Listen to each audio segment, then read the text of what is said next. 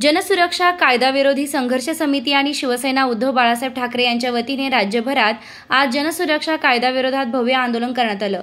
जनविरोध, जनघटना विरोधी आणि लोकशाही हक्क नाकारणारा हा जनसुरक्षा कायदा तात्काळ रद्द करावा, जशी जोरदार मागणी आंदोलनातून करण्यात आली। या आंदोलनात शिवसेना उपनेते दत्ताजी गायकवाड, जिल्हा प्रमुख डी.जी. सूर्यवंशी, माजी आमदार वसंत गीते, महानगर प्रमुख प्रथमेश गीते तसेच विविध तालुका आणि जिल्हा पातळीवरील पदाधिकारी मोठ्या संख्येने सहभागी झाले होते।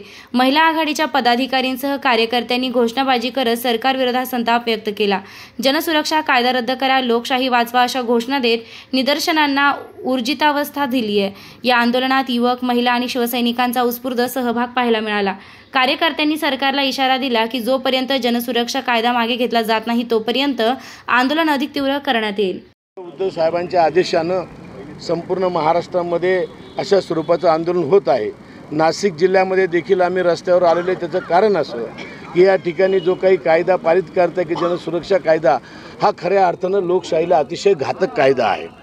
या देशामध्ये भविष्यामध्ये अन्याय झाला, त्या अन्यायाला जर वाचा फोडायची असेल, एखादं आंदोलन करायचं असेल तर ते आंदोलनकर्त्याला त्या ठिकाणी जेलमध्ये जावं लागेल, अशा स्वरूपाचा लोकशाहीला घातक असलेला कायदा या ठिकाणी सरकार करतं आहे। आणि म्हणून कुठल्याही परिस्थितीमध्ये हा कायदा रद्द झाला पाहिजे ही भावना आमची आहे आणि तो कायदा रद्द होत नाही तोपर्यंत आमचा संघर्ष या ठिकाणी आम्ही चालू ठेवणार आहे।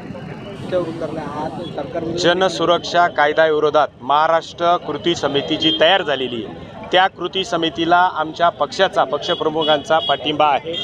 आणि जनसुरक्षा कायदा म्हणजे घटना विरोधी कायदा आहे, लोकशाही विरोधी कायदा आहे, मानव अधिकार विरोधी कायदा आहे।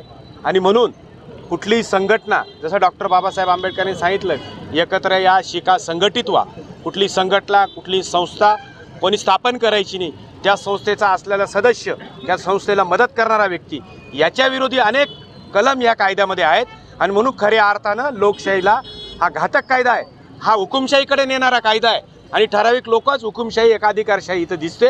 म्हणून आमच्या पक्षप्रमुखांनी आज महाराष्ट्रामध्ये सर्वत्र निदर्शनं केलेली आहेत आणि आम्ही नेहमी या कायद्याच्या विरोधात राहू। धन्यवाद। जय हिंद, जय भारत।